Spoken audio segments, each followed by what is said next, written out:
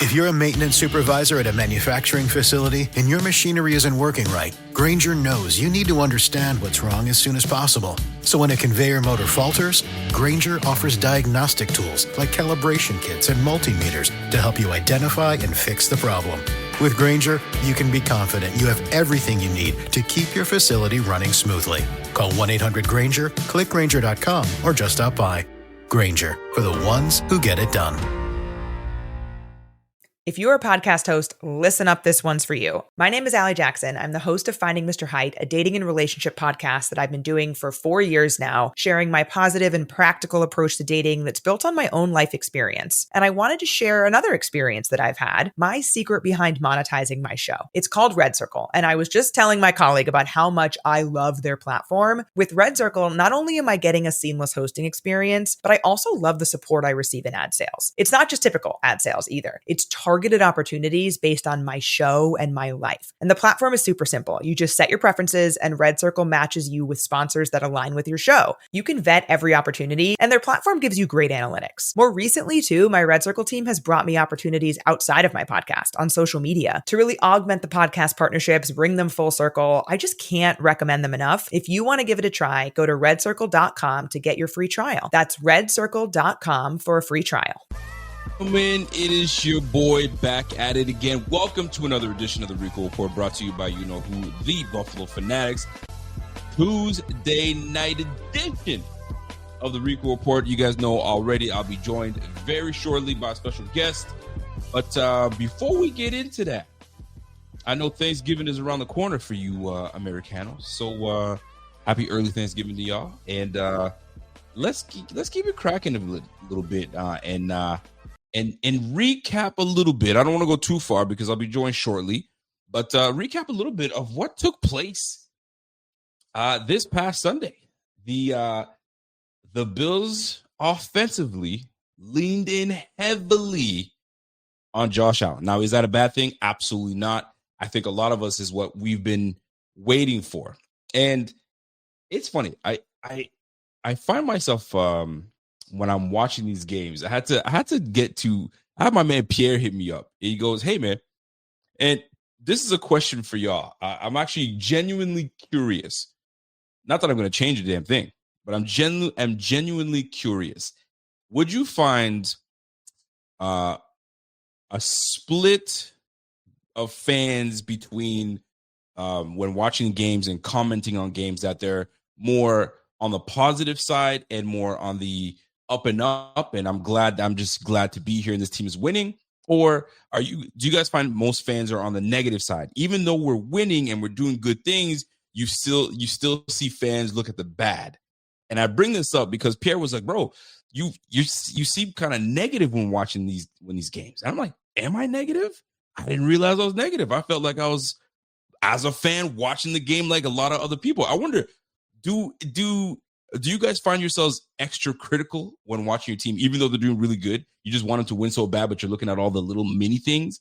Is that the athlete in me where you think you had a good game, but you criticize yourself anyway? I wonder. Let me know what your takes are. Let me know if you feel some fans are really over too critical. Some are too on the positive side. My man said, "Yo, Kingpin said the same thing yesterday." Yo, Kingpin said the same thing about me and Rev, man. Listen, I don't know. Maybe Kingpin is the one that's too soft and he's just la-di-da. I don't know. But maybe there are a lot of folks that are like the Kingpin, that everything is roses. But I know that he's not everything. It's not always roses. But we'll have to talk about that. That's something I'll bring up a little later. But let me bring my man on real quick, my man Carl Jones, and I want to get his thoughts. And I actually want to get his thoughts because he's a neutral party in this. Maybe he might say that we are overly critical of his Bills. But let me bring my man on if he's ready. He gives me that thumbs up. He's ready to go. Oh, he's got the digs on and everything. What's up, my G? What's happening? You good? I'm good, baby. I'm good, man. How you doing? I'm doing all right, man. I had to get myself a fresh cut today. I had to get my Carl Jones on. You know I see you, my boy. I see you. You know what I I mean? see you. I see you. The birthday is coming up in a couple of days, man. So I'm not gonna be able to get a cut tomorrow. I'm on the road tomorrow, so I'm doing all this stuff. So I have to look fresh at least for if they, try to surprise me with a surprise. I got my fresh cut. Hey, my boy, looking smooth. Happy early birthday, my boy. Happy early. Appreciate it, my G. 22 years old, coming through. Stop the cap. Stop the cap. All right, let me get right into that. I gotta ask you a question, and keep it a buck, keep it a beam. Do you find that when you're on social media and you're not really actually necessarily on your phone, maybe you are on your phone while the game is, you're in the press box watching the game, do you find like the people on your feed are overly critical of the Bills, even when they're having success and they're scoring and Josh has got 6 touchdowns, and you're like, how are you still, or are some of these critiques warranted in your estimation? I think and this is, you got to think of it like this. Most fans, and this is what makes sports just so fun, and I don't want anyone to take this the wrong way. What makes sports so fun is the casual audience, those who just tune in on Sundays. Like, most fans aren't watching you and I on this Tuesday evening. Most fans out there, they just watch on Sunday, and that's how they get their fix. And I think that larger audience just goes with the ebbs and flows of how their star players play. So if Josh is playing great, that's all that really matters. And I think that once you take into consideration the larger sports audience out there, they just care about the people that they know. And they know the quarterback, a receiver, maybe a guy on defense, maybe, and that's pushing it. If those guys are playing well, then in their eyes, the team, and as long as they get a W as well, then they're playing well as well. It's hard for when, like, if I try to think of a game this year, like the Panthers game. The Panthers game is a great example where Josh didn't do a lot. I mean, it was a run game and the defense kicked tail. Yet there was still a lot of, I don't want to say negativity, a lot of pessimism about that win. Like, man, they were trash. It's Andy Dalton, yada, yada, yada. But if it was the inverse, James Cook is held to 25 yards, but Josh throws 450. Josh having the Bills are playing great. So I think it's all depends. And even those who are a little bit more fanatical about their sports, I still think the ebbs and flows of these star players is how you tend to view the team through that lens. I like that. I had my boy Pierre call me out, and he was like, yo, you negative, bro. I see your feed. Your feed is all negative. I was like, boy, man, shut your ass up, man. Go sit down somewhere with your kumbaya. I don't do that nonsense, man. But we that's how we fan. And his line is, fan how you want to fan. And I'm right with you on that one. I love it. I hate people who police fans. Like that. This ain't church. Like, and that's my man. My man Pierre comes up with that, man. It says, fan how you want to fan. There's no right way, no wrong way, and away we go. And that's what I wanted to get your opinion on that. And but that's not why you're here, baby. You're here I want to get your thoughts on this game overall.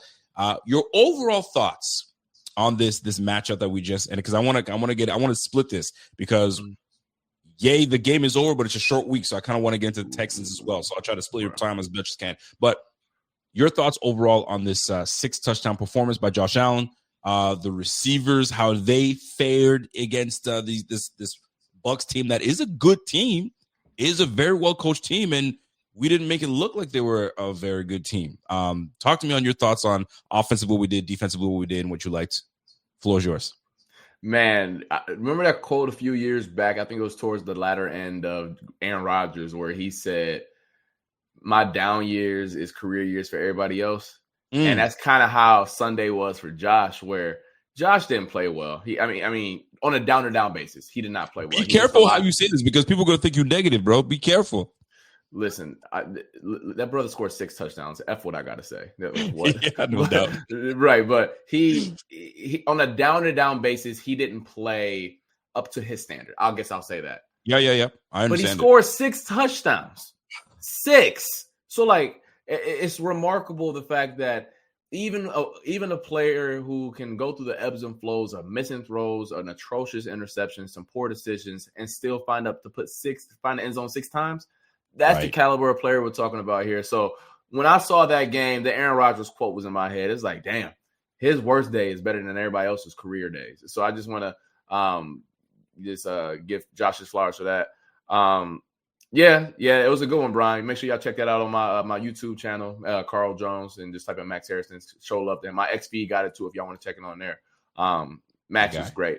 But I thought the Bills' offense got back on track. The running backs got involved. I know everyone's been clamoring for that over the past few months.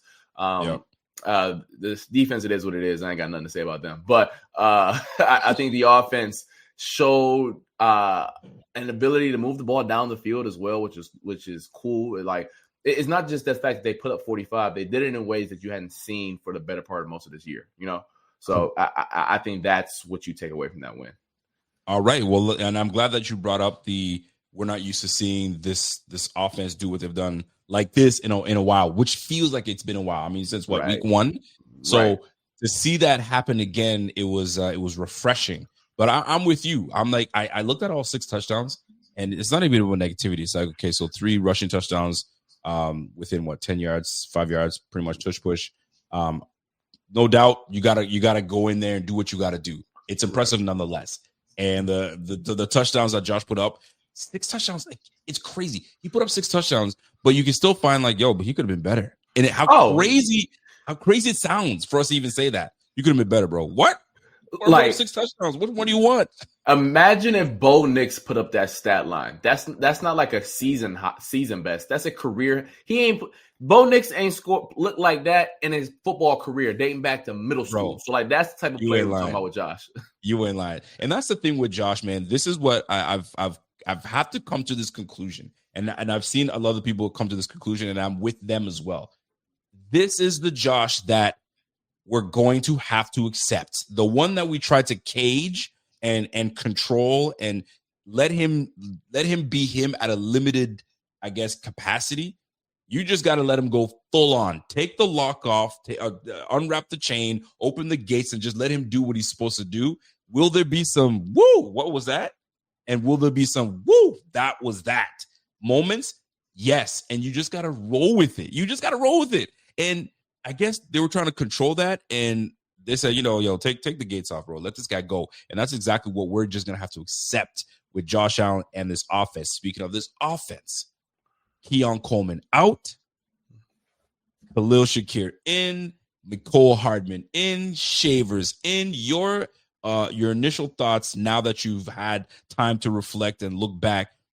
Is Shavers ready to take on a bigger role in this offense, or was that a one-off? I'll say this. The word that keeps popping up when you discuss Tyrell Shavers, not just with Josh Allen, not just with Brandon Beane and Sean McDermott, everyone, is the concept of trust, dependable, accountable. He's going to be in the right place at the right time. He's a hard worker. Everything that you associate with a player who probably deserves more time out there on the field. And, I don't like the word deserve when it comes to sports because, we all deserve something. But, at the end of the day, you got to go snatch it. And I think that Josh Allen's eyes glow up talking about Shavers. He got that little warm, fuzzy feeling to him, Sean McDermott don't get credit to nobody. He was giving credit to Shavers. So I think that they're going to find a way to just reward him for his effort. And not on some little league stuff hey, you work hard, go get some snaps at the end. I think that he found a niche and a role that this Bills offense can at least trust, especially one facet of the game is the scramble drill, where I know it sounds mundane and it seems chaotic, but that's the beauty in scramble drill is that you make the mundane look chaotic. And there are principles and rules when Josh Allen rolls out of the pocket. For those at home, if you don't know, if Josh Allen is rolling to his right, the receivers on the right side of the field are supposed to come towards him. But the guys who are on the opposite side of the field, you go away. You go down the field or you cross his face. And that was just so good on Tyrell Shavers for understanding the scramble drill rules and saying, oh, I'm opposite of Josh. Go deep. And I think that small stuff like that where I see why Josh speaks so highly of him. And I see why he says he has trust in him for plays like that. And I love it. And I want to give his flowers too, because nothing is tastes sweeter than someone that has grinded on the practice squad, gets cut, gets brought back. Had an opportunity last year. I thought he was real close last year to making that roster. Even he was like, I thought I was going to make this, and it didn't make it. So it was like an extra motivation. Some guys might say, you know what?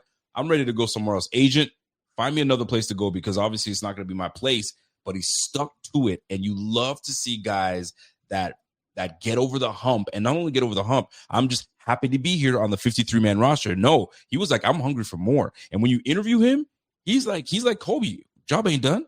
I still got way more work to show and do. Like, that was a great game. I want more, and I want more opportunities. And I really hope that Josh, Joe Brady, the coaching staff, they find a way to get him involved. And I'm telling you right now, man, when he was on those, like Curtis Samuel catching that football with his chest, pop off the, making it hard for himself. This guy is pure hands. When he laid down in that end zone, just to take that and corral that in, I want to see a lot more of Shavers. I hope that they find a Carve role for him. Does it mean that somebody has to get less? Listen, we've been asking for a dog. We've been asking for someone to say, feed me more. Shavers might be the guy. He may not be the name you expected, but he's certainly the guy that has earned his way to get that spot. So big shout out to Shavers. I really hope he does get a role. Real quick on Shavers. I sat down with him today. Did an interview, 2 interviews with him. I did a one-on-one. Go on my YouTube right now. Is out and about. I'll tweet it tomorrow as well. And then another 5 questions. Get to learn more about his life and his upbringing. That'll be out Sunday as well. So yeah, real good dude. And I had an enjoyable time sitting down with him today. Big shout out to you, man. Yo, you making your way around, brother. I love it. I love it a lot. I'll be chilling. All right. So I'm gonna move off the offense because I'm limited with your time. So I'll move off the offense a little bit and I'm gonna jump into the defense. I know that you don't want to talk too much about the defense. We know Sean Tucker just went off. We get it. We've had 3 running backs go off for 200 or 150 plus. I mean, 3 teams go off for 200 plus yards on us. It just hasn't been great. Sean Tucker goes for 100 yards, and it just looked like he was unstoppable. But there were some good things in the pass game. And in this game, in this league, you got to throw the football. Christian Benford, Trey White, Cole Bishop, everybody played their part. Your thoughts on 2 players more specifically, Bishop, Benford. Those 2 guys, what were your thoughts overall on how they produced and played in that game? Start with Benford because he missed the prior week with a groin issue. He looked solid. He looked healthy. They asked him to follow. Well, I want to word this correctly. When the Bucs break the huddle, they asked Benford to line up wherever Emeka Egbuka initially lined up. Now, if he went in motion, Benford wasn't following him in that regard. But they asked him to shadow him for the most part. And if Emeka Egbuka ran a route on his side, it was pretty much blanketed. And they didn't play a ton of man in this game, but I thought that he looked really solid. And then the Bucs are banged up. They're down 4 wide receivers. But, I mean, the rep right here against Tez Johnson in the first, I mean, that's a 10-yard route that he tackles for 1 yard. Like, that's a hell of a play, making him go back to the ball. This was in the 4th quarter, that final drive. I mean, that's just disrespectful bully right there, what he does to a receiver that's playing well. This is the end of the game, that deep post route where he's trying to, everyone, you can beat cover 4 with a post. I don't know if y'all knew that. Shout out to Coach Brown who didn't know that, but whatever. So a good route there. 1-on-1 again right here, catching out of the scene. I thought he looked really good and confident, especially, this season. He's had his ups and downs, and I think some of that is due to injury. Cole Bishop, another solid game. That interception he had, falling off the man coverage and just being a ball player. I think I've said it before, and I'm just going to continue to say it until I'm numb in the face. Traits plus instincts equals ball player. You got the traits, and now we're seeing those instincts. Like, yeah, I'm in man coverage, but I can peek back at the quarterback. Oh, that's where the ball is. Let me fall off my guy and be a ball player. You combine the 2, and that's when you get a special player. So I'm going to ask you again. Has Cole? Yeah, he has. Arrived? Yeah. He arrived. He's arrived. He's there. He's arrived. I think you can officially slap the tag on good safety. I think we have a month full of play of multitude of different scenarios, and he's in different formations, different situations. He's in man down in the box on a wide receiver. He's down in the box guarding a tight end. He's making open field tackles. Is he perfect? No, he's still going to make mistakes, and I think that's every NFL player. But I think he's definitively a positive for a Bills defense that doesn't have many of them right now. I gotta give him credit, man. I mean, he's certainly earning his stripes. He's earning that Buffalo decal on his helmet, you know what I mean? Or going to Florida Seminoles, you know what I mean? The little tomahawks. He's earning all that right now. He's playing good ball, and he's trustworthy, dependable on the defense. He's at the safety position, and you got to give him credit. You also got to give Jordan Poyer credit. I mean, the just 1 + 1 = 2, man. Listen, Taylor Rapp gone, Poyer in, Bishop plays good ball. I mean, the math is mathing for me. So big shout out to our guy Cole Bishop, the defensive backfield. the linebacker crew, we'll get to our hands on that in just a little bit. But let's go to the Texans, and I'm gonna get back to all these other things later on. But Texans, is this a team that, bro, we good things against the Bucs? We love what we saw. 6 touchdowns, Josh Allen. You know what I'm saying? 3 in the air, 3 on the bottom. You know what I'm saying? James Cook, he still was a present player, catching the ball out of the backfield. O-line was solid. This is a different Texans defense, though. Number one defense in the league. Yeah. How troubling are these Texans going to be for the Bills, in your estimation? I think there are 3 defenses you can put in that category. Broncos. I think the Seahawks deserve some love for that. But for me, it's the Texans. And I think the Texans are one of the few teams that have that combination of superstars off the edge. Like, there is no star off the edge. Will Anderson and Denil Hunter are monsters off the edge, complete monsters. And then Derek Stingley is probably my favorite cornerback to watch. And then probably only behind Surtain, but I'm biased. I think he's my favorite. He's the best in the league. And then across from Kamari Lassiter, dog, he might only be like 5'10", but he played like he's 6'2". Azeez Al-Shire is a menace in the middle. He probably going to get a personal foul in this game. For those who don't know who he is, he's one of those players who teeters that line all the time. Yep. So it's going to be a challenge, and it's going to be definitively not even close to the toughest defense the Bills will have seen this season. When you think back to that matchup last year, Josh going 9 for 30, and he had by far his worst game of the season, there were 2 elements as to why they struggled. They couldn't protect him. He just couldn't. I mean, the O-line is obviously fabulous, but they had a really rough showing that day. And then that was the game that sparked the Amari Cooper trade, if you guys don't forget. Remember, because no one can separate.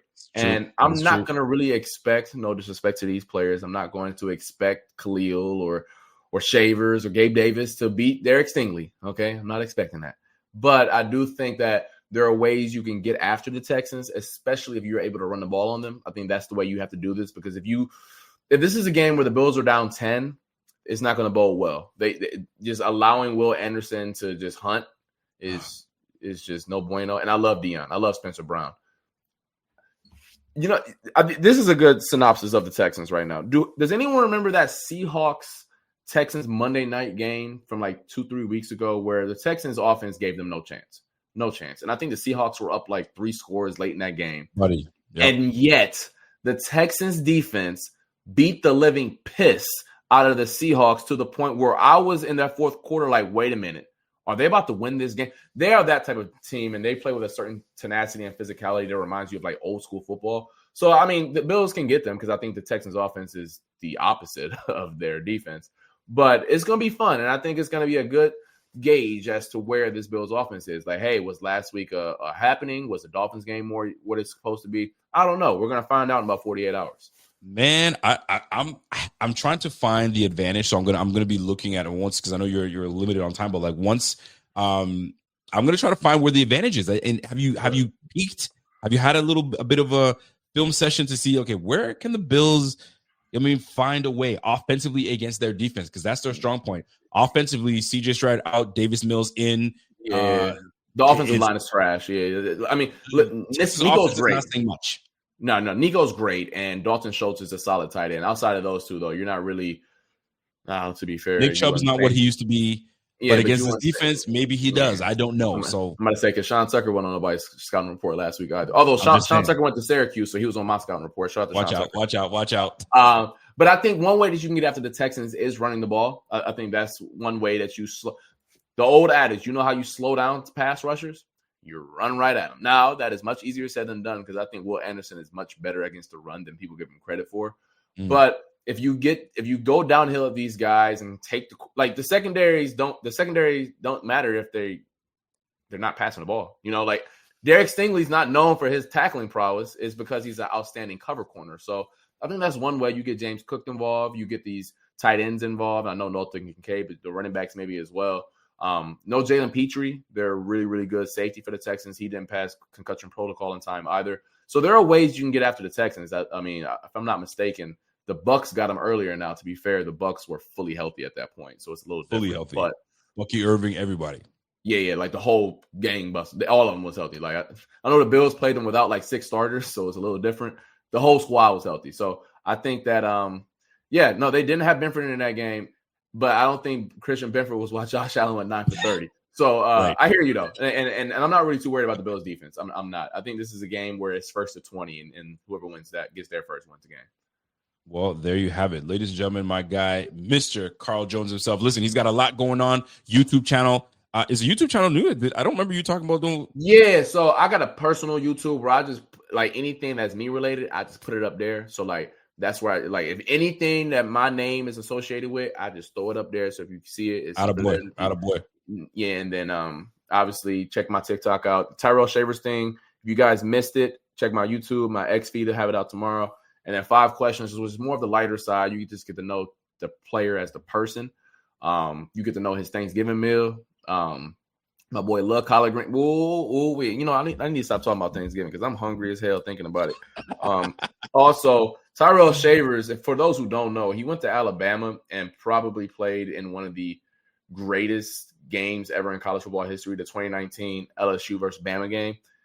I just want to say the receivers that were on that field. Jamar Chase, Justin Jefferson. That's the LSU side. Right. Bama side.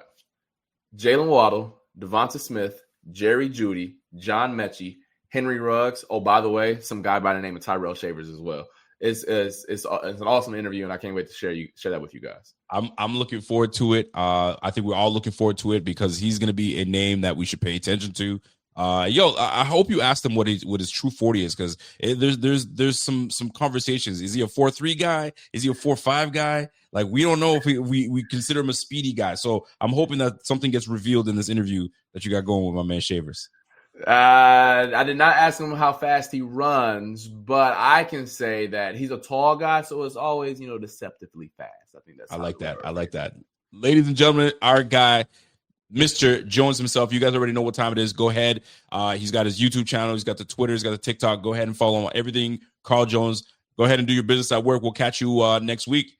Yes, sir. We'll do this whole thing again. And listen, I know what I said about the Texans defense. They offense trash. Come on, y'all. Let's be for real. All right, y'all be blessed. Be easy. My guy Carl is out of there. Listen, if you guys appreciated if you guys do like having Carl Jones on as my co-hosts every Tuesday, yo, smash that like. You know what I'm saying? That this relationship that we have was just over a message on in the DMs. Hey man, I'd like to have you on the show. You know what I'm saying? I like what you do. And this is two years now, 2 years running, and we doing it. So if you guys appreciate that, if you guys like Carl Jones, show him love. I want this guy to have all the success in the world. I mean, I really truly mean that. You know how I am, man. You know what I mean? Love always, no hate, nowhere. I always want to show love. So show my man some love, man. So let's get to it. All right, let me run back this Bills Tampa Bay game because I want to recap it and be done with it. And sometimes when you're in the heat of the moment and you're watching the games and you're tweeting and you're doing this and you're doing that, all that good stuff is great. But then you have time to like reflect and rewatch the game and then go back and watch highlights and then listen to commentary and listen to player interviews and coach interviews to give you insight on things. And then the all 22 start coming out and you're watching clips and you're trying to do what you got to do. It becomes very different from what you watched live and then when you break stuff down. And when you break stuff down sometimes it's not what you think. You can hear a lot of people make noise of how such player didn't do well or offensive coordinator called terrible plays. And then you go back and you're like, fam, those things were there. Nobody's getting open, right? That was the big thing. And I never fell for it. Because I was like, there's no way that nobody's getting open and nobody's doing anything. And then you started watching the film and you're like, bro, they are getting open. It's just that Josh is maybe not seeing something, or this wasn't schemed properly, or somebody missed a block, or et cetera, et cetera, et cetera. So I say all of this to come back and mention, listen, the Bills beating the Bucs was a big win. That was a hungry team that needed the win. If you go back and look at the NFC South, bro, I can guarantee you the Bucs were not wanting to be close in the records alongside the Carolina Panthers. The Carolina Panthers are gaining speed and gaining momentum, and they're getting dubs as they come along. And the Bucs needed this win to kind of give some separation. So they came out as best they could. Were they banged up? Yes. Were we banged up? Absolutely. So what needed to happen, happened. Josh needed to just find himself again, get his groove back, and start playing like the type of football that he wants to play. And that's fun, fast, and scoring points. That's exactly what we did in this game. 3 on the floor, 3 in the air, but he got help from contributors. And give love to Shavers, bro. Like, I can't tell you how much I love when someone comes from nowhere and has been grinding and has failed and has come back again, has failed and has come back, and he's now on the roster. He's not taking this for granted. He's not saying, I'm happy to be here. He's here to stay. And if it's up to him, just give me an opportunity and I'll make the most of it. And we've been seeing it. I mean, last year with that screenplay, they gave him that screenplay and they took it to the house. You're like, bro, okay, like this guy's ready. What are we doing? What are we waiting for? And all it takes is opportunity. Sometimes not the opportunity that what we would have thought would have happened, meaning Keon Coleman having to sit down and sit out. Well, guess what? He gets elevated in terms of Shavers getting elevated, and he took full advantage with 4 receptions for 90 yards. So big shout out to Shavers, deservedly so. And I hope they reward him by giving him more time on the field, more time with Josh Allen, and more time to have time to produce. Now, what I love about this is now that you've seen somebody else elevate their game and step up, it's now going to force all the others to step up, right? Shavers finding his niche, right? Gabe Davis finding some time and finding his niche and trying to get his bearings right. Don't forget, he's coming back from an injury. He's starting to get back on the field. Get him warmed up and get him some time.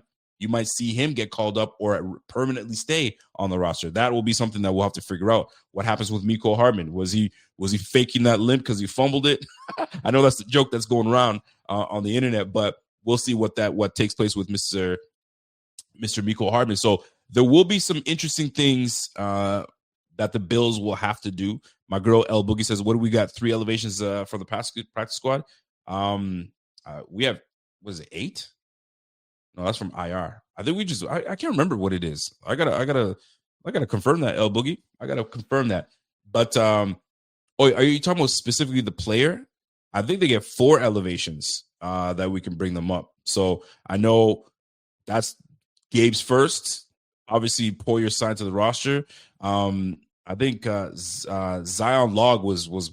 I think he's probably at his peak, or he's got 1 more left. So we're going to play around with some things. So I got that per player. We're going to play around with some things. I think it's 4 per player that we can find out. So Gabe's got 1. I think eventually they may just say, yo, let me bring you onto the squad. And then somewhere on the roster, somebody's got to go. I just don't know who and where, because now you got Poyer. You got Gabe, Shavers, Keon, Khalil, Curtis Samuel, Elijah Moore, Gabe Davis. Did I count that right? That's 7 receivers. We're not keeping 7 receivers. So either way, somebody's going to be on the inactive list. So they're going to shuffle that thing around. I don't know how it's going to come down, but at one point, they got to figure it out. They have to figure it out on who they want to match up and give the best opportunity to their quarterback and Josh Allen. Who do you have chemistry with? Is it Gabe? All right, we're going to try to figure something out, because this offense has to go. It has to move. Is it Khalil? Is it Curtis Samuel? Do you like Curtis Samuel over Elijah Moore? I would have thought it was the other way around, but that's just me. So at the end of the day, get the best vibing receivers with your quarterback that will produce, and we'll go with it. I just hope that Keon Coleman is part of that. And I think, lastly, I think this is going to be the best situation for Keon. Sit your butt down, learn, be embarrassed, have to answer the questions, have to be dragged through the mud, et cetera, et cetera. And now you got an opportunity to turn it back around. It is not hard to get the fan base back on your side. I promise you that. It is not hard, bro. All this goes out the way with 6 receptions, 80 yards, and 2 tutties. Bro, they're going to be like, yo, he learned his lesson. Let's keep it rolling. This offense is going to be potent. And that's what we want. We have a run game. We have an offensive line. We have an elite quarterback. We just got to get everybody in flow. And that way, once we can kind of get momentum, it's going to be us just putting up points. And the defense, hopefully, will have the ability to now just pin their ears back and go and get it, instead of being on their heels trying to make a stop and nervous. If we can put the points on the board and allow the defense to do what they do and force these guys to be one-dimensional, bro, game is ours. Game is ours. But complementary. We've got to do it in all three phases. That's what it comes down to it. My man, B Bowers. What up, B? He goes, Kincaid needs to stay healthy. Yeah, he does, man. I mean, and slowly we'll start to have returning players. And that's what I'm hoping for. I mean, obviously, Ed Oliver won't be here until late, so we'll have to wait on that. We're starting to see Bernard heal up a little bit more. He had one of his better days against Tampa. He was on it, although nasty. We couldn't stop a run whatsoever. But he did still have a solid game altogether. He had, I think, 11 tackles in that game, and he was instinctual. He was where he was needed to be. Is he undersized? Yes, but he's been undersized his whole life. He's been undersized his whole life. That ain't gonna change. So it is what it is at this point. But we just need to get healthy. Wait till my man comes back in Dalton Kincaid. Boom, we get him back. And now the offense changes and has a whole new dynamic. But here's the silver lining in this. We're doing this without Kincaid.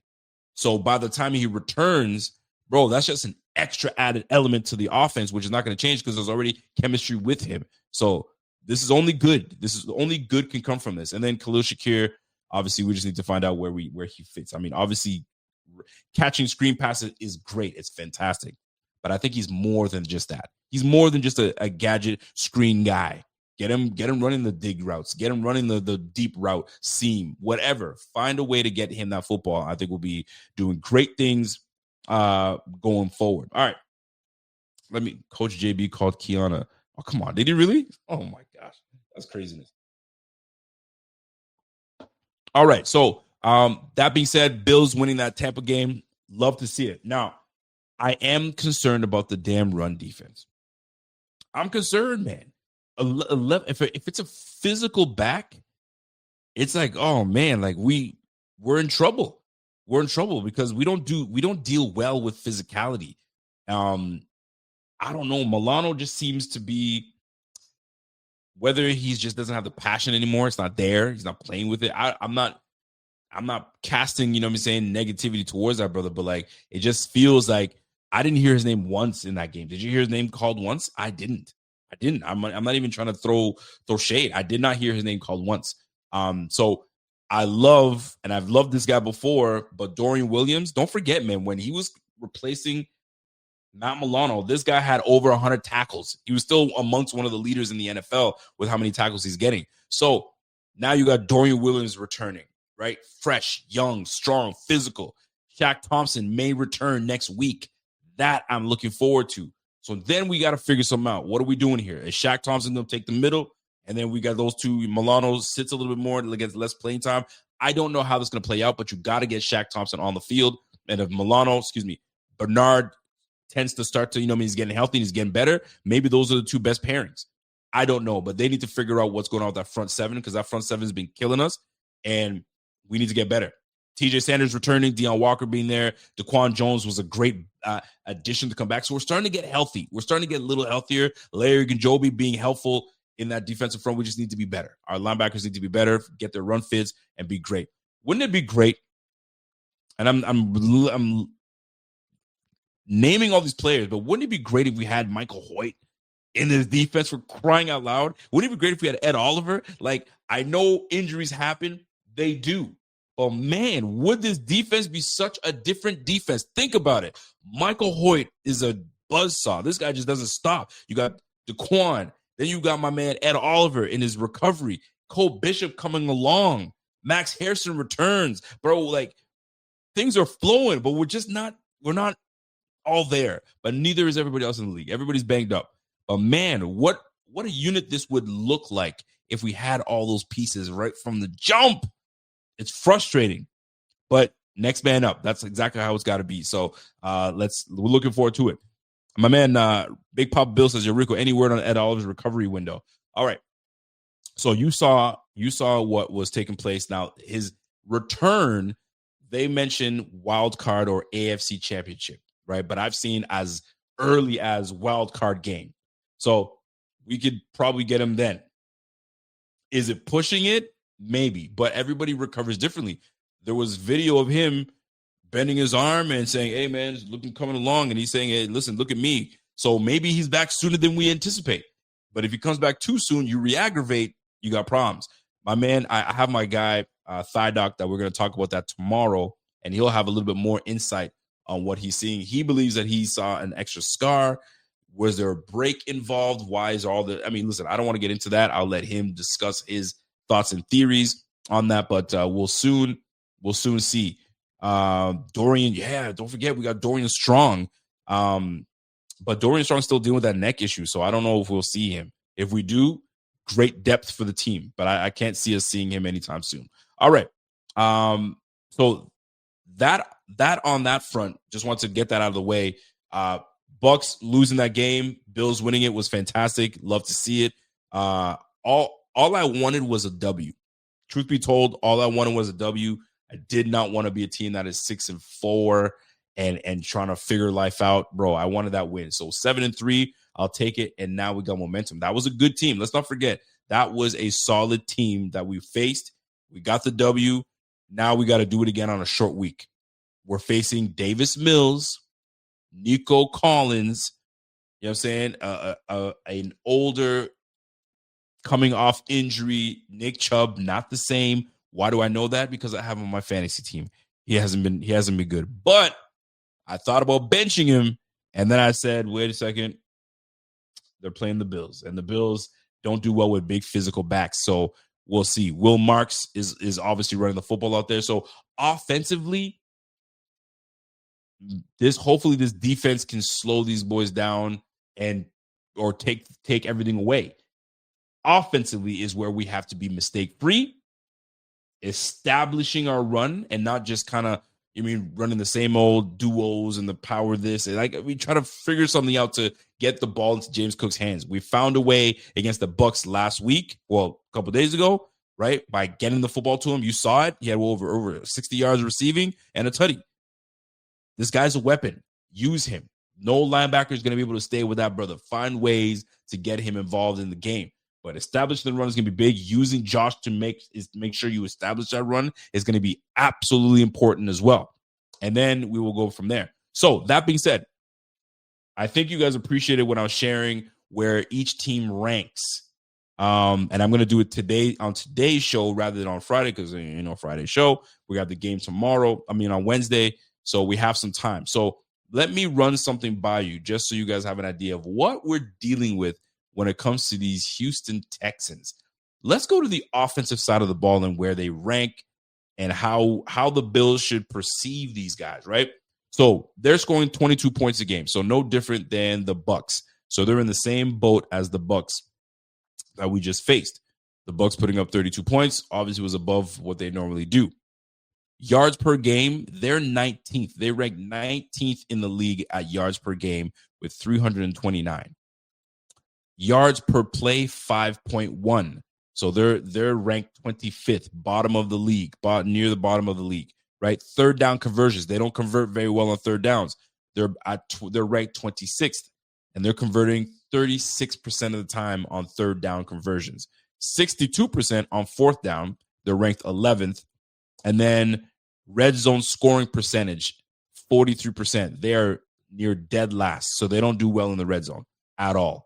So this is where hopefully we can put a stranglehold on these guys and take care of business. And then their touchdowns per game, 2.1, they're ranked 25th. All right. So keep that in mind. Let's go to the defensive side because that is the number one defense in the league. And I'll tell you why. They're keeping teams to 16.3 points per game. Number one. Opponent yards per game, 258. Yards per game. Let me tell you, the Bills right now, yards per game for the Bills, 387. They're ranked number 2. So we're the number 4 scoring offense in the game, and we are number 2 in yards per game. The Texans are number 1 with holding teams to 258. So think about that for a quick second. We're putting over 100 yards more per game in terms of yardage, and these guys are keeping guys to 250. So we're gonna have our hands full against this Texans defense this Thursday. All right, let me keep rolling. Texas defense, they're ranked number 1 in yards per game, number 1 in points per game, number 2 in opponent yards per play. Golly. Third down defense, 34%. They're ranked number 3 defense in terms of getting guys off the field, 34%. Opponent red zone scoring, they're 28th. So once we get in the red zone, or once teams get in the red zone, these guys don't defend as well. So we can get in there and put some points up on the board. We just got to move the ball and get in the red zone. Because once we're in the red zone, we can score. The Bills in the red zone, just to give you guys an idea, we are number 5 in the league. We convert 66% once we're in the red zone. So, these boys better watch out. All right. So that's what it's going to take. Number 1 defense. So number 1 in scoring defense. Number 1 in yards defense. They're not allowing a whole lot of yards. They're number 2 in opponents' yards per play, and they're number 3. They're number 3 in the league in touchdowns per game, 1.9 touchdowns per game, while the Bills are putting up 3.7, almost 4 touchdowns a game. So an ultimate offense versus an ultimate defense. Which side will prevail? That's what it's going to come down to. You know what I'd like to see? What I'd love to see is for this defense to be opportunistic. Oh my gosh. Walter just said that. Look, revenge game opportunity for Cole Bishop. He's got his welcome to the NFL moment last year when he blew the assignment to give up the TB to Collins.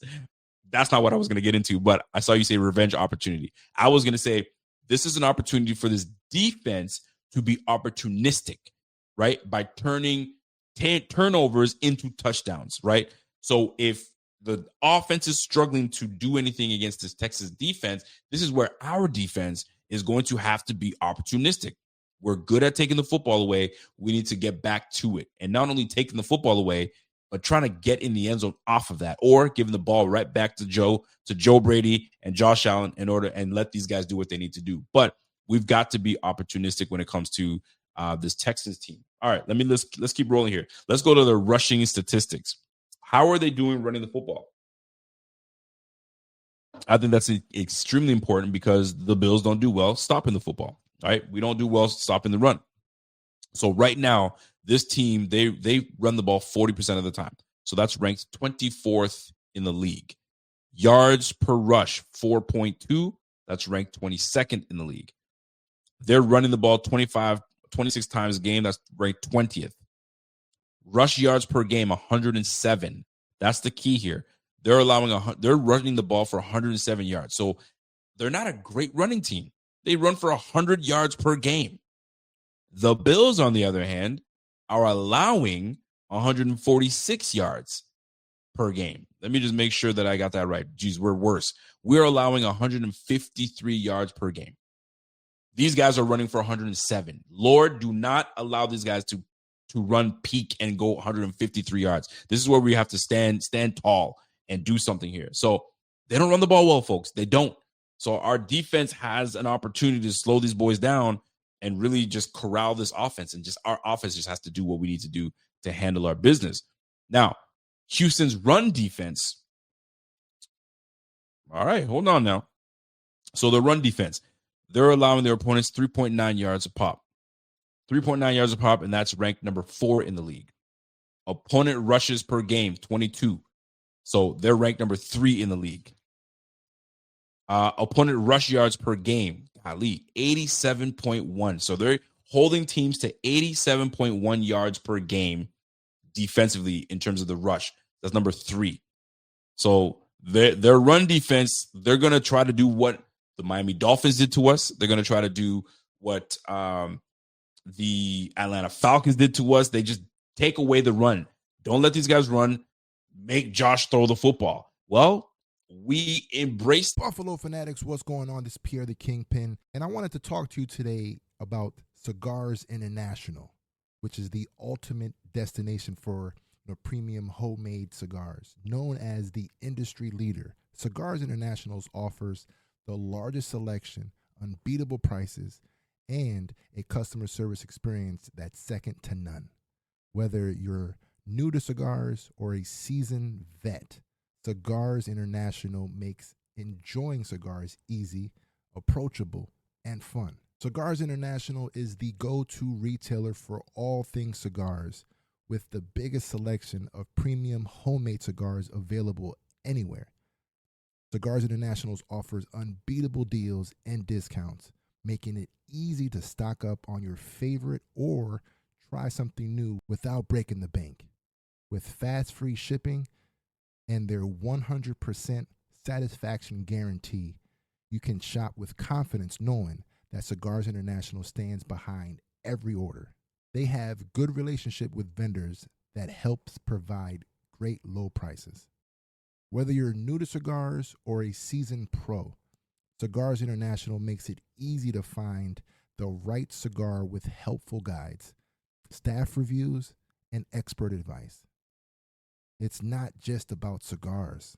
Cigars International also offers a wide range of accessories and more to elevate your smoking experience. Check out the great deals every day at cigarsinternational.com. That's cigars, CIGARS, international.com. Use code FANATICS at checkout for 20% off your order of $50 or more, plus free shipping. Or visit www.cigarsinternational.com/fanatics, and the discount will automatically apply. Again, use code FANATICS at checkout for 20% off your order of $50 or more, plus free shipping. Or visit www.cigarsinternational.com/fanatics, and the discount will automatically apply.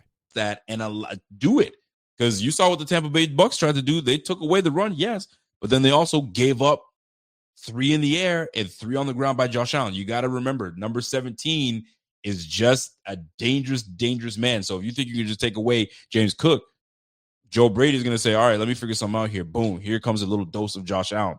So they're going to do everything they can in their power to limit us running the football and make us one-dimensional. You know, McDermott does not want to be a one-dimensional team. He talks about it all the time. We got to be two-dimensional. We can't be one-dimensional. And he's right. We can't be. So this is an opportunity for us to jump in there and handle business and do it efficiently. All right. So that's their rushing defense. Passing offense for the Texans. All right. So they're throwing the ball 60% of the time. They're completing 64% of the time. So that's ranked 19th. They do quite a lot of passing. They're ranked ninth in the league with the percentage of the time that they pass the football. That tells me that they're down a lot, so they got to catch back up. Yards per pass, 6.7, ranked 22nd. They're throwing the football a lot, 36 passes a game. So hopefully we're putting them in position to throw the football, obviously, a lot, and we are going to be opportunistic and trying to take that football away. Davis Mills is going to be the one starting over C.J. Stroud. Last but not least, they're 6.46% in QB sacks, right? They're ranked 17th, right? Middle of the pack. Passing defense. Remember, this is the number 1 defense in the league, right? But their passing defense, their opponent completion percentage, they're allowing their QBs, opposing QBs, to complete 57% of their passes. That's number 2 in the league. Opponent pass yards per play, 6.1. That's number 2 in the league. Opponent pass yards per game, 171. That's number 3 in the league. So that's a good defense, folks. That's a good defense. Opponent interceptions thrown. You know, Josh has been throwing some interceptions these days now. 3.18%. That's number 4 in the league. So this will be interesting. But here's the thing. What these boys don't understand is we got the Bills rushing offense, number 3 in the league. 4.9 yards a pop, number 5 in the league. Rushing per game, we're number 3. We have 30.1. We run the ball 30 times a game, number 3 in the league. Yards per game, we are the number 1 running offense in the league at 147.6 yards a pop. So 140, almost 150 yards a game, that's us. We are number 1 in the league. Listen, we got to keep that up. We got to keep that up. So they know what they need to do. Stop that run game. We are scoring at least 2 touchdowns on the ground a game. That's ranked number 2 in the game. So that's what they got to deal with. They got a lot of things they got to deal with. But here's the deal, boy. Our rush defense continues to be horrid. We're allowing 153 yards a game. We're allowing 5.4 yards a pop. That's ranked number 31 and teams are running the ball 48% of times on us. We got to slow them down. We got to make these guys one-dimensional. All right. Passing offense. This is where they're going to have to deal with the Bills, right? The Bills right now, we're completing 69% of our passes. They're allowing 57% completion percentage. So their defense is stingy. So Josh is going to have to continue to be at 70%. We should be all right. 8.4 yards a pop per pass. I'll take that, right? Pass yards per game, 239. We're ranked number 8. We're a top 10 passing offense. And lastly, 6.27%, middle of the pack in QB sacked allowed. Passing defense. Here's where it kind of gets a little interesting because we hold our own. Surprisingly enough, we hold our own. So opponent completion percentage, 61, as opposed to the Texans, 57. Opponent pass yards per play, 6.8. We are ranked 12th. We are ranked number 2 in allowing yards per pass, yards per game, 169.7 yards per game. We are ranked number 2. Texans are ranked number 3 with a $171.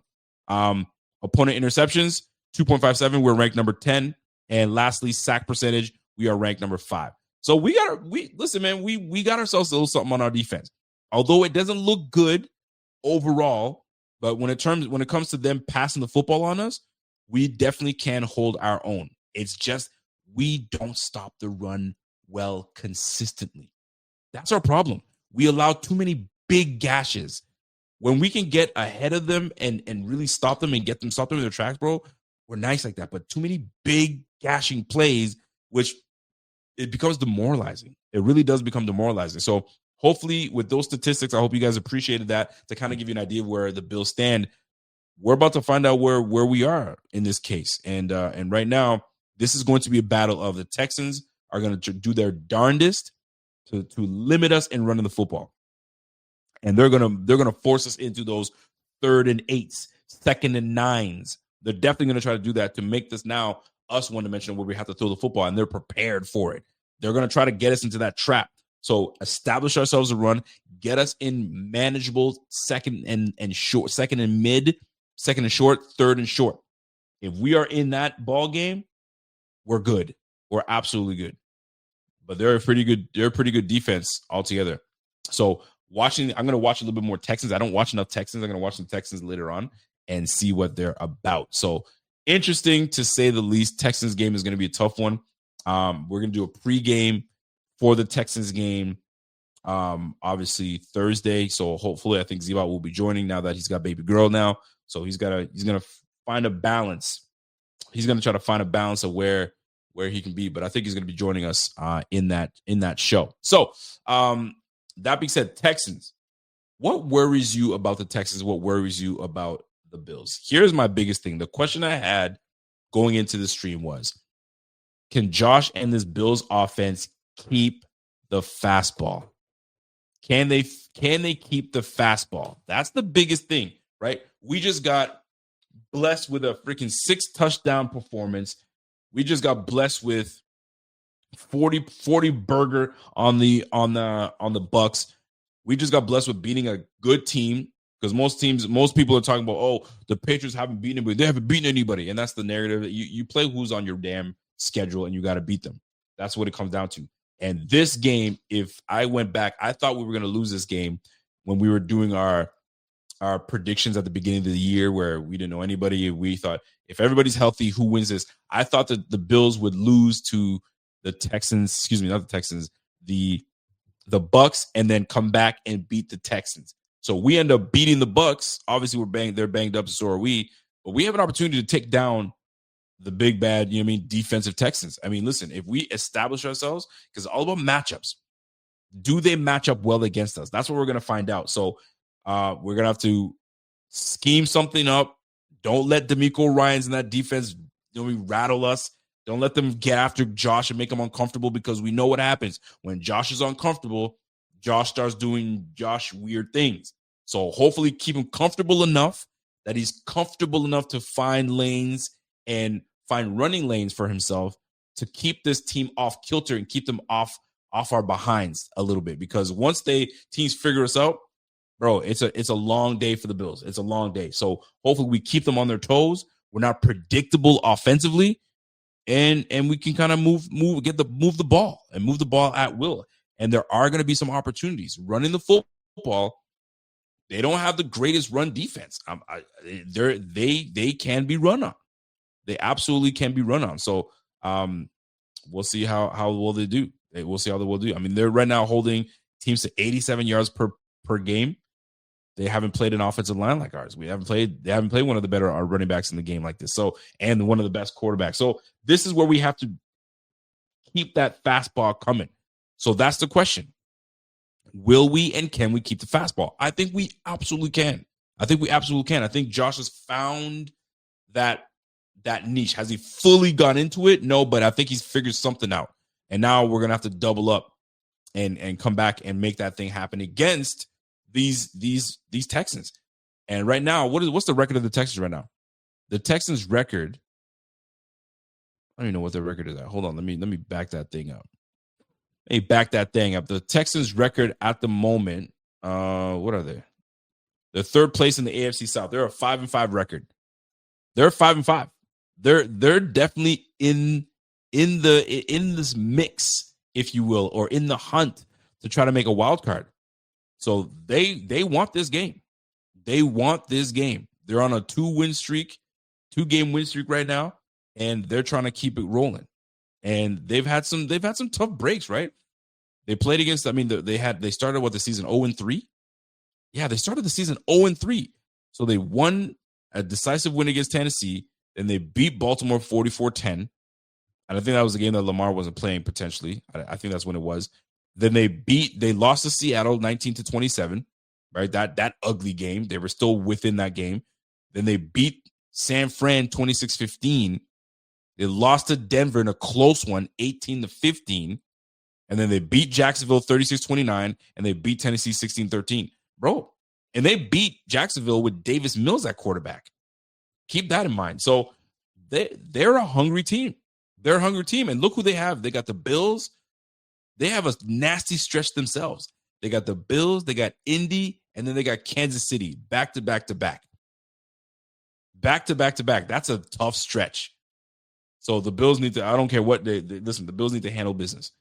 They need to handle business. You're going up against Davis Mills. You're going up against Nick Chubb. That's not the same. On offensive line, that's shaky. Defense, we need you. Nick Bosa, Greg Rousseau, Daquan Jones returning, Deion Walker. You know what I'm saying? We're starting to get a little healthier. This is where the Texans, we need to repay the Texans back. Because that game, they totally made us one-dimensional. We didn't know what we were doing. We were just inaccurate. Josh had less than 50% completion percentage that game. It was not good. I think it was like he had 130 yards passing. It was terrible. This is payback.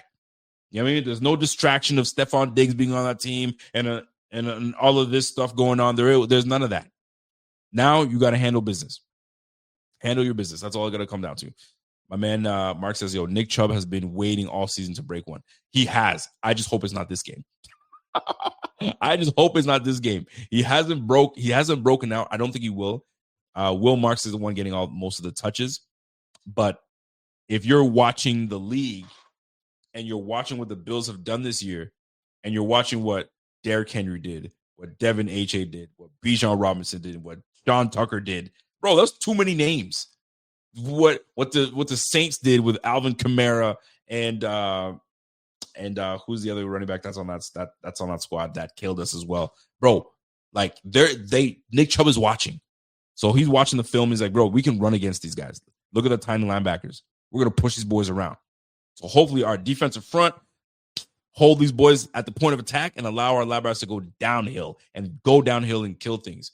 But if we don't, man, and we allow these teams to run on us, and then now we're playing from behind, we don't want that. We don't want that. We don't want to be the teams playing from behind. But we'll see how it all shakes out at the end. So, and we talk about the keeping the fastball versus the Texans. I think that we absolutely can. Josh Allen is very much capable. I think we all know that. And we're looking forward to seeing more of the continuation off of that. Let's see more Shavers. I really mean this, and I'm not talking about Shavers in a run a screen here and run. Listen, let this guy do what he needs to do. We'll let this guy do what he needs to do, and we'll go from there, man. He goes, What teams, Rico? Context. What teams? What do you mean, dog? What you mean, bro? I'm seeing your comment, but I don't know what you mean by that. What teams? You talking about the teams that the Texans played? What you talking about, bro? What you talking about? Let me know. All right. Tyrell Shavers in this offense, like I said, I want to see a little bit more of what I'm curious as to how they're going to take this. How do you guys see this going down? Because I'm watching this Bills offense, right? Hold on. Let me just show you. I want to share my screen real quick just to give you guys an idea of what we're looking at. So if we're looking at this Bills squad, obviously you know what time it is with these Bills. And what these guys have been able to do. Let me close that. I'm going to share my screen in just a moment, folks. Just hang tight for your boy. All right, more team stats. Boom, boom, boom. Because I'm curious myself. Okay, that's what I wanted to see. Overview, player stats. All right, let me share my screen real quick. Just to kind of give you an idea of what we're working with. Because all right, Dog is saying the teams the Texas play matter to show whether the numbers are meaningful. Okay. That's what. Okay, let me go back. I'll tell you what they did. All right. So they played the Rams. They played the Rams. The first game they played the Rams. Then they played Tampa. Is that what you're talking about? What teams they played? I mean, I told you, man. They played San Fran. Didn't I run through this with y'all? I mean, shoot. Those were. I mean, San Fran's a good team. They took down San Fran. Seattle, they played Seattle tough, 19-27. Denver, right till the end, 15-18. That was Denver barely got by that game. Remember? We were watching that game. They barely got by that. Jacksonville's a good team. You see that big win Jacksonville just had? So, the Texans have beat some good teams. And those are good offenses, man. So, we'll see. We'll see. Scotty says, hey, Rico, what are the chances we win the rest of our games up until we meet the Patriots in week 15? Or do you think we have too many injuries?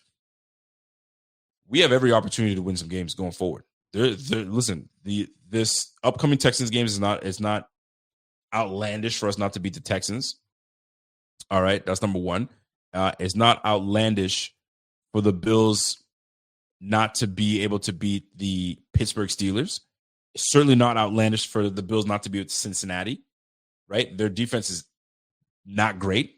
They have a really good offense, so hopefully we're healthier and we have a mojo going. So the Bills can beat the Texans. They certainly could beat the Pittsburgh Steelers with them not knowing what's going on with the quarterback. Cincinnati can be beaten. And then we face New England. Yes, we absolutely can win all these games leading up to New England and then beating New England. And then we face Cleveland, which is a tough match. I'm not going to sit on Cleveland and say they're poo-poo because that defense is tremendous. And then we got Philly. That week 17 game is a huge one. And then the New York Jets. By that time, the New York Jets have folded. Tyrod Taylor's probably going to be quarterback, or it might even be somebody else. Who knows? But we have a opportunity to go on an epic run. This is doable. And we could get right back into the thick of things, depending on what the Patriots do these next few games, to get back in the thick of things of getting a potentially number one seed. Obviously, we got to take care of business to get the AFC East. If we take the AFC East, I can't see why we don't take the whole AFC. So it's still in play, Scotty. It's still in play, still very much in play. All right. Let me roll, and I want to show you the screen that I was going to show you guys. So if you're looking at this, hold on, let me see here. Let me get more specific. Let's go to the passing offense. No, we'll go to receiving. Receiving offense. You going to roll over for me, bro? Hang tight, folks. I just want to make sure that this is in. All games this season. Yes, that's what I want. Boom, let's go. What are we doing here? Give me the receiving stats. Let me see what we got. Well, I'm trying to show you. Here's where I'm at right now. So let me just. Okay. Why do they do that? Just ridiculous. All right. So right now, So ridiculous. All right. So Khalil Shakir, what is he our leading receiver with 46 receptions? No, I'm not doing this. I can't, like, they got it all jumbled up, and I don't like the way I see this. So that ain't gonna make it. So let me go to just ESPN and show it to you guys this way. Because I'm how would you guys want to see the depth chart in terms of receiver? Like, I know some people are like, well, I'm done with Keon. I'm done. You can't be, guys. You can't be. They're going to give this guy all the opportunities in the world to do what he's supposed to do for this team. And that's be a force. That's be a guy that, does the contested catches and the back shoulders and all the things that we haven't been able to succeed so far this year and do it well and consistently. We're going to need that from this brother, man. And I don't think they're going to move away from that. I really hope they don't. So when you're looking at this receiver room, and I hope you guys can see my screen. Perfect, you guys can, right? Looking at the receiver room. So right now, leading the team in receptions is Khalil Shakir. Half of those things are probably screens. You got Keon at 32 receptions, and he missed the game. Okay, 29 receptions for Dalton Kincaid. He's missed 2 games now, or 1 game. James Cook's next. Josh Palmer missed 5 games. And then you got Dawson Knox and then Tyrell Shavers, bro. And then you got Elijah Moore that has had some time, and you got Curtis Samuel. So I say between one of these guys, they're going to sit. Gabe Davis, I don't know what they're going to do with Gabe Davis. He's going to go back to the practice squad unless they call him up permanently and say, you're on the squad, unless I missed something. But he was called up from the practice squad, so there he is. So here's the deal. Let's just say Gabe Davis goes back to the practice squad. So Khalil, Coleman back on there. Shavers gets more time, but he's always been there, so he gets more time. Probably less touches or attempts and targets to Coleman. But if you bring in Gabe Davis, one guy's going to have to sit and be inactive. So it's probably going to be between these 2 guys, Elijah Moore and Curtis Samuel, unless they find a role for Elijah Moore, which I always thought they were going to, but they chose to go with Curtis Samuel, which, I get it. You're paying him that much money, so you're gonna put him on the field. But now he's nursing an injury, so go figure. So very fascinating. I'm curious as to what they're gonna do. Most folks are like, I'm done with Keon. I don't know if I want to see Keon anymore. We'll see. Like my man Mark says, Keon was dancing pregame after the being benched. Doesn't look good. I didn't have a problem with that. I don't know where people had a problem with that, right? Because there's 2 ways you could have handled it. He could have been walking on the field with hands in the pocket and walking around just mad, right? And just kind of like, on his own and next to people and not talking to anybody, right? And then maybe people would have criticized him for that. But the fact that he was out there dancing with his dudes, he probably already addressed the team. You never know. He probably addressed the receiver room. He addressed the coaches. He probably apologized to the whole squad. The whole squad's like, yo, we got you. Don't worry about it. You're one of us, but grow up. And that was that. So internally, things were probably already taken care of. So, like, for him to sulk around and not do that, maybe they're good. Maybe they're good. Like, you ever been around a couple that you knew that they were fighting? So, like, the whole time, like, oh, man, we invited them to a party, but that couple was fighting the last time I saw them. They were in an argument. All of a sudden, they come to the party, and they're kikiing, and they're having a good time. You're like, yo, I thought you guys were no good. No, we're good. We're sure we work things out. We're not going to bring our mess into the party. So, like, why bring that mess and that sadness onto the field? Nah, bro, I'm gonna be hanging out with my homies and do what I need to do. Now, while I'm on the sideline, am I attentive? Am I patting guys on the helmet? Am I saying come on through? Now, I didn't see all that because I was not there at the game, but I don't have a necessarily a problem with him dancing around. Like, what am I gonna be sad? You know what I mean? On that thing. We're grown. I got addressed. I got scolded. I'm embarrassed. All right, let's roll. And maybe that's how he copes with that.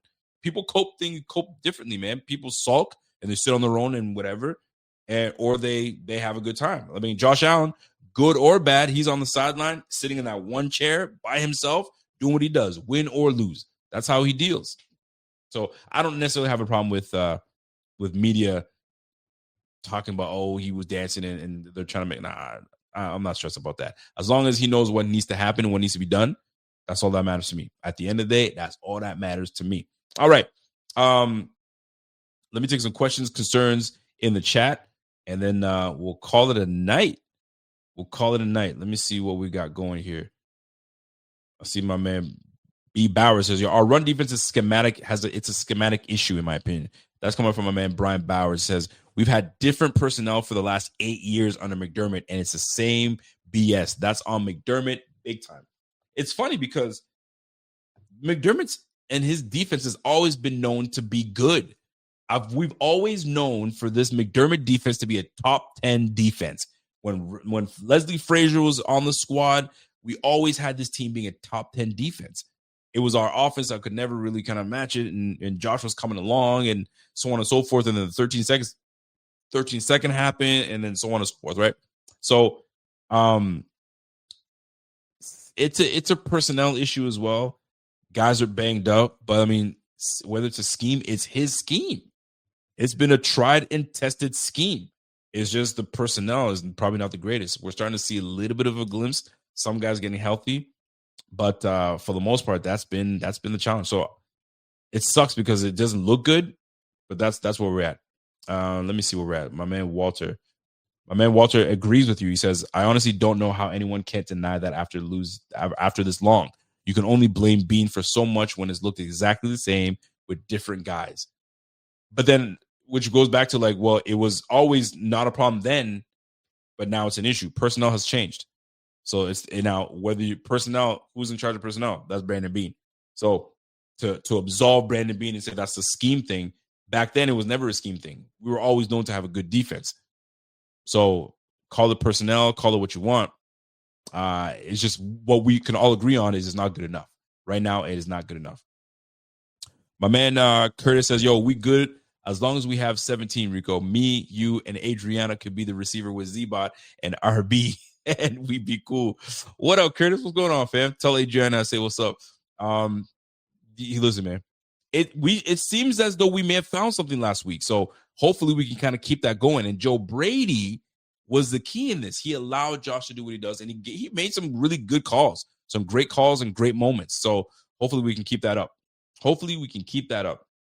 All right, let me keep going here. My man Koala. What up, Koala? Koala comes in and says, I guess third down is my biggest worry and getting pressure on Mills because we know how our D-line plays against bad O-lines. We just got to get out the field, bro.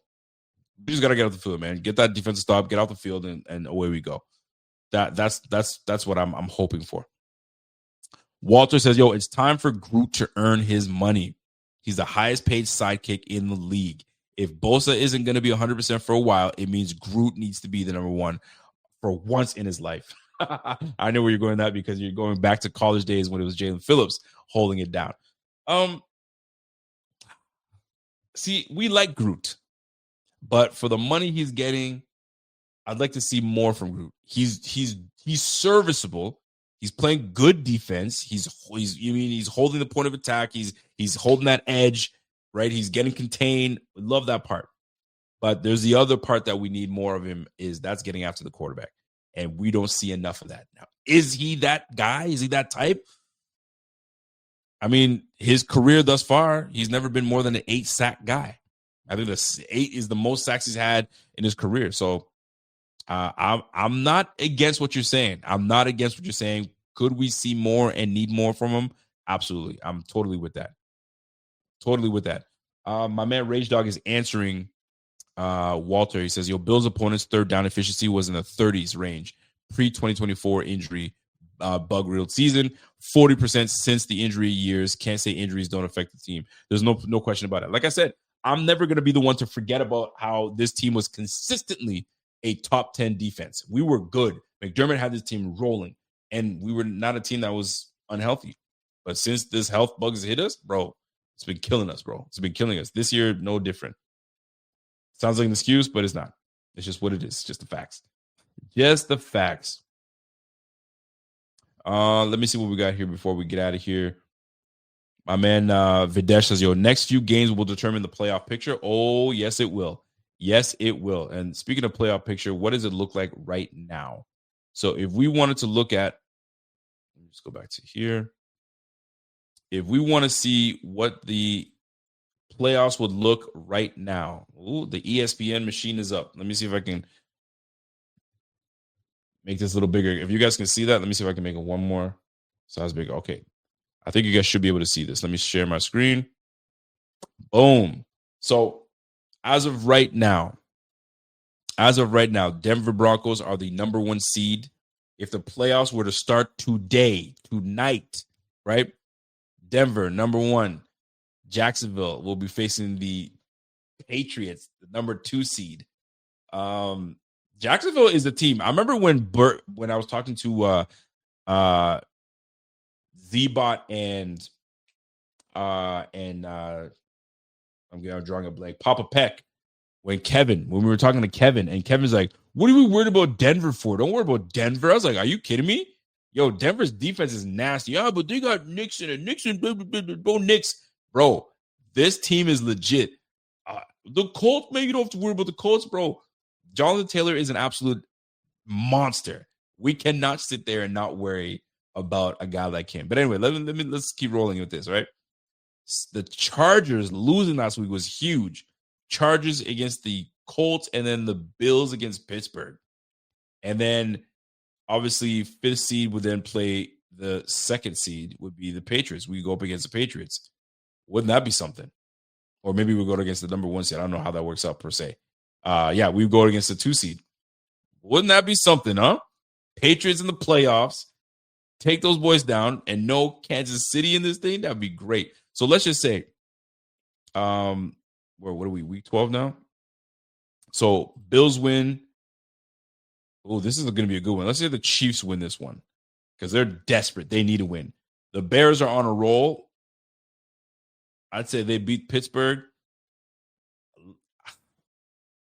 I got to say, Jamar Chase not being in this game is going to hurt. I think Patriots win this one, which I'd love for the Bengals to beat them. Ravens, Seattle, who cares? Jacksonville should be able to beat these guys. They're on a roll. This is the toilet bowl. Who gives a damn? We'll go. Shedeur Sanders will probably get his first start, so he'll get a win. Then we got the Who Cares Bowl, and then Who Cares, and then Who Cares, and Who Cares. So just by this week alone, just by me picking what I just picked, the New England Patriots become the number 1 seed. Gross. I want to barf right now. The Bills remain in the 4th seed. Now, wouldn't that be something? By the time that the playoffs are done, what are the odds that the Bills end up playing the Baltimore Ravens in the first round? Golly. All right. And Jacksonville, obviously, with the Colts, that'll be a nice AFC battle, AFC South battle. And then the Chargers and Broncos. And, dude, this is why we need the number 1 seed, damn it. This is why we need the number 1 seed. We can't mess around. We cannot mess around. Let's just say the Patriots do lose to the Bengals. Denver remains there. Nothing changes. Away we go. So, anyways, it's fun to see these things play out.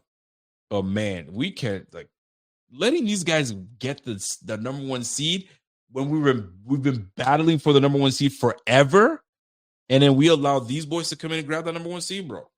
Nah, I don't like it. I don't like it at all. Not one bit. Not one bit. All right. Let me grab a couple more comments in the sections, and I'm gonna call it a night. Someone pointed out when Keon got hurt, the Bills were playing better without him last year. Really? We was gone for like 2 weeks, 2 or 3 weeks. I gotta go back. I'll go back and take a look. Maybe that's the case. He served his penalty. I don't need him pouting and bringing the team down. Yeah, that's the way I look at it too. I don't need Keon pouting on that sideline, bro. Just be you. Do what you do. My man Walter says, we should treat the defensive rankings no different than we treat QBs in the postseason. Nobody cares what you are in the regular season, but who you are when it matters most in the postseason. I agree with that. All that is cool. It's just good metrics to kind of see, okay, where do we stand? But it all gets thrown out the window. What are you doing when we get to the playoffs, bro? You know what I'm saying? What are you doing? Are we going to choke, or are we going to do what we need to do? My man Bartek, what up, Bart? He goes, Rico, do you think the Bills have no excuse to go to the Super Bowl if the Chiefs don't make the playoffs? Bro, the Chiefs are the Chiefs, bro. They just look like a regular-ass team. And the games that they were winning last year, these 1-score games, they're losing now. They're 0-5 to teams when they're deciding within a score. They're 0-5. So that's the least of my worries. I'm worried about the Colts I'm worried about the Baltimore Ravens because they're on a surge right now, and I'm worried about the freaking Broncos. That Broncos defense, although we beat them last year, or was it the year before? Was it last year?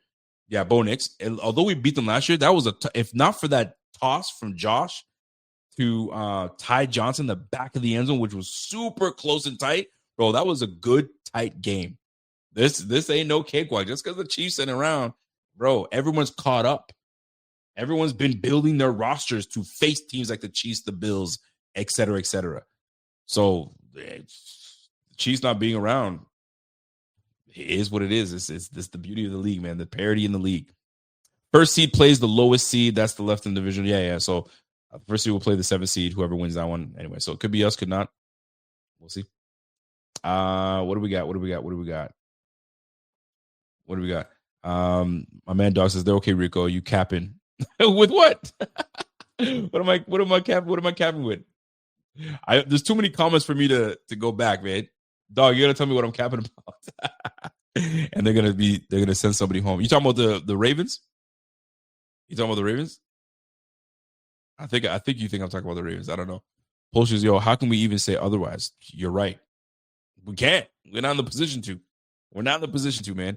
As a Chiefs fan, I hope you're right. Oh, Clifton's in here. What up, Cliff? I'll never sleep on the Chiefs. The Chiefs, they always find ways. Even today, I was shocking to me. Andy Reid took a shot. I don't know whether you want to call it a shot or was keeping it a buck, but he mentioned something to the nature of, when I call a run play, you got my quarterback changing it to a pass play. So, I mean, what are you expecting? So, if there's a rift going on or something going on in Kansas City out there, I don't know, boy. Clifton, you talk to me, bro. What's going on with your squad, bro? What's going on? 5-5, 500. They haven't been 500 forever. So, well, you can't afford to lose another one, brother. You can't afford to lose another one. If the Chiefs, what do you guys play the Colts? Yeah, Chiefs and Colts. Whew, that's a tough one, bro. That is a toughie. So we'll see how that plays out for y'all. But Clifton, you're Chiefs, boy. You're Chiefs. What do we got? My man Michael says, yo, the year Mahomes might not make the playoffs, we decide to lose our division to dumb. Dude, you see what I'm saying? Bro, like, and I don't want to make this all about the Chiefs and stuff, but they've been whooping our butts for so long. So you're like, damn Chiefs. And the year that they're not doing well, this is the year that the Bills are supposed to have a soft schedule and we're supposed to kill it. And we're sitting here fighting for our lives to get to the freaking AFC to even win our own division. Bro, man. And we took some stupid losses. No, not acceptable. Not acceptable. L Boogie, what up, Laura? Laura says, yo, so Schefter said Stroud is out. Our defense has a shot and a real strong game. Houston defense don't play. But you know, Winter Soldier's been activated now. Yes, he has. He has been. But let's not sleep on Davis Mills. Like, first of all, CJ Stroud has not been playing great this year. He has not been playing great. Davis Mills has actually made this offense look decent. If you look at Nico Collins' numbers the last couple games, him and Davis Mills they've been cooking with each other. So let's not, just because Davis Mills is the one playing, let's not sit here and just, this is going to be a cakewalk. We should treat this no different than if CJ Stroud was playing. CJ Stroud is not a mobile guy, so it's not like he's going to take off and kill you with his legs, right? So we should treat those two boys the same. So I hope these boys come in and handle business the way we need to. Ain't no other way to look at it. Ain't no other way. I think anyone but the Ravens in this wild card we could beat. We could beat anybody. To be honest with you, we could beat anybody, right? It's just, we just got to make sure that we're mistake-free. We got to be mistake-free. Walter goes, if we don't win the Super Bowl, not trading for Waddle will be the biggest strike on Bean. Oh, there's no question about that. Bean messed up. He messed up large. He tried to, he butter it up by getting us Mecole Hardman, and Mecole Hardman had a nice little kick return. Bro, it's not enough. Like, you had it. You had him in your grasp, and you said, nah, I'm excited for the 2026 draft, and I need my first rounder with picking number 27. Give me a break, man. Or picking number 32. Let me speak positivity. We're picking 32nd. give that 32nd pick up to the Miami Dolphins. Who gives a rat's A? Like, come on, man. Or you could have said, I'll give you my 2026 first-round pick. You give me your second-round pick. Or you give me your third. I mean, I don't know. You could have said something, but golly, dude. Yeah. No. He's gonna get it. He's gonna get it. Why is Trey playing more than Max? I think Max had more snaps this game than Trey White. I think they're starting to I think he had like 2 or 3 plays more than Trey White. You did see Trey White on the field. They're still splitting time a little bit, but eventually I think that Max Harrison will take over as the lead, corner. Or they'll just continue to kind of go back and forth. I don't know. But he's getting a little bit more than Trey White. All right, what do we got? We got my Rage Dog. Yo, Bean trades next year's 1st and 3 for Waddle, killing next year's draft. Then Waddle gets Hardman's calf injury. Can't sacrifice the future for the gamble today. I know. Yep. The 2027 class is looking way better than this year's also. Yo, he fumbled this. He absolutely fumbled it. Bean fumbled this scenario. Like you listen, it annoys me getting into it. It really does piss me off a little bit because like you had it. And then you decided to say, nah, bro, I'm sticking to my guns. 27 or I'm walking. Bro, tripping. Absolutely tripping. And the Miami Dolphins right now are they can go on and run themselves. I'm gonna tell you right now, the Miami Dolphins could go on and run themselves, and all of a sudden, we got ourselves a race in the AFC East. Could you imagine? Could you freaking imagine? Anyway, that poor 2026 first round selection, he's gonna have so much pressure on him. You telling me, bro? Now that we make our first round draft pick, and you know what? The worst part is we'll probably end up trading the first round and something else to move up, and next year's second or next year's first to move up. You know what I mean? So you know what I think? I think he held on to it. This is what my thoughts are. I think he held on to that 2026 because hell or high water, he's taken that, pairing it with other picks to move up to get himself a receiver in the draft. And then we're all going to say all is well because Bean moved up and we need a receiver, yada, yada, yada. That's what I think. I think that's what he had banked. But, dude, Waddle over any of the receivers that are coming into this game. Now, if you want to say, yeah, but he's got a bit of an injury-prone situation with him. He's missed several games, which he has. Unless you're worried about his medical, I have no idea. But fumble. That was a fumble. Terrible. All right, folks, that's my time. If you guys enjoyed the show, do me a favor, smash that like. We'll be back again tomorrow with the injury report. We're going to get through all the injuries, who's playing, who's not playing. And then the night after that, it is the game day. Texans, Bills. It's going to be a long day, rough day, but it's going to be a nice day nonetheless because, A, it's my birthday that day. So send your boy some love. Hopefully the Bills get me a dub on the birthday. We just had, baby girl Zoe Jane just got her first victory. She witnessed her first victory. It was great. Let me get a victory for crying out loud. Zoe Jane got her love. Let me get my love on Thursday night. Don't make Thursday night become, a day where I'm just negatively talking. You know what I mean? I don't want to be that way. So before I get out of here, I do got to get to my sleeper picks. You guys know what time it is, man. We can't get through that without that. Thursday night game happens to be our Bills. So that'll be cool. So that being said, if you guys have not gone ahead and tried it, go ahead and try it. Have you guys gone to do it yet? Get in there, man. Get your sleeper. You get $20 entry. $20, man. Just take it. Those slips, they're easy to create. Very quick. In and out. Do what you got to do, and you're there. Now, if you're not into that and you just love to see me make terrible picks, then you've come to the right place. You've come to the right place, folks. So let me show you what I'm working with. Show me what I'm working with. Shake your way. All right. So let me get in here. Oh, got the wrong one. Let me slip that, whip that. Here we go. All right.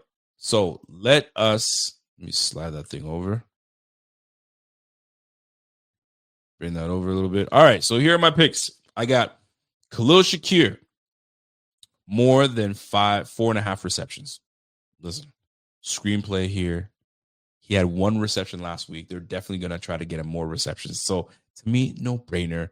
he's got 5 to 6 receptions, right? If you go and look at his statistics, he's got games of like 6, 7, 8 receptions. So we'll take that. He's usually hovering around 6 to 7 receptions. So 5 receptions, no brainer. I know it's a tough defense, but they're going to get in the ball. At least 2 of his catches are going to be on screens, maybe even 3. So 2 receptions outside of that, no brainer. Give me that. Give me the more on that. James Cook, anytime a rush touchdown. If we get into the red zone, the Texans are allowing 67% of teams to score in their red zone. Give me James Cook getting a touchdown. Now, this is one I struggled with. I struggled with this one. I was thinking with my thinking cap, and I was like, bro, he ain't going to catch a whole lot. They're moving on from him. They're going to do Shavers. Then I said, no, they're going to try to get him motivated and back into it. So don't look at my pick now. I'm taking the more than 2. I think he gets 3 receptions this game. I know it's tough because lately he's been averaging around that 3 reception mark, so it's tight. But I feel that they're going to try to make a statement and get him involved to get the mojo going. So although I chose less here, give me more. Give me more. I say he gets 3 receptions and we get the trifecta. So more receptions for Khalil Shakir. I say he has more than 4.5 receptions, which gives him 5. I give a rushing touchdown 1 to James Cook. I can't see that not happening. And this one here, tricky. He's been averaging not a whole lot per, but I feel good that they're going to try to get him involved and focused, and he'll be ready to go. So I think he has more than 2.5 receptions. So that's my picks. If you guys love them, show some love. Love to hear that from you guys. And we can go from there. So, ladies and gentlemen, that's it. We made it through. That is my time. You guys have always show love and always been great. And it never ceases to amaze me how great you guys are to tuning in and watching it on the stream. So give yourself a round of applause. You guys have been fantastic. So that being said, we'll see you guys back again tomorrow. My man said, yo, Rico, let us help you out. Listen, man, just show me some love and give me a happy birthday. And that's all I want, man. That's all I want. You know what I'm saying? A freaking happy birthday. That's it, bro. And then we're back on Thursday, and then we'll be celebrating. And if you, for some reason, if you guys don't see me streaming that day, it's because I celebrated way too hard. I took the day off. Celebrated way too hard with the lady. We went somewhere, got mimosas, and I'm a hot mess, right? Highly doubtful. I'll be ready and pumped and ready to go. You best believe that. And then we'll go from there. Let's see what we got. I'm with your picks, Rico. I agree. Keon, if he plays, he gets 5+ targets, at least 3 catches. At least 3. I'm not like Gabe Davis coming around the streets. This brother got 3 receptions for 40 yards. Golly, Keon has got to get you at least 3. And because he's returning, can't say they don't give. They gotta give him some love. Give him some love, man. My man Zach Barker. What up, Zach? Zach, Rico, is Rev going to be to the game? Hold on. Rico, is Rev going to the game? Me and my dad and son are going and need to find a tailgate. Rev lives in Texas, bro. He in Texas. I don't know if he's going to that game. Unless, actually, I totally forgot that the game is in Houston. But is he in, I don't know, Houston, El Paso? I think he's in El Paso area. Is that close? Is that a far drive, close drive? I should find out if Rev is going. I'll find out for you, bro. Yo, hit me up on Twitter. Hit me up on Twitter. I'm gonna find out if my man Rev is going. Have a good night, everyone. Yes, birthday boy, you know what it is. We're doing it. Have a good night. We'll talk to you guys. All right, that's it for me, guys. You guys have a great one, and we'll catch you guys again tomorrow night and then Thursday night, and then we'll have a good time. I don't know if I'll be solo or I'll be doing it with my guy Z-Bot. Chances are I'll be with my guy Z-Bot, and we'll be doing it up. All right. Game is in Houston. Yeah. I got you. All right, fellas. You guys have a great one, and we'll catch you guys on the flip. Let me get my intro music out, and we out. Peace.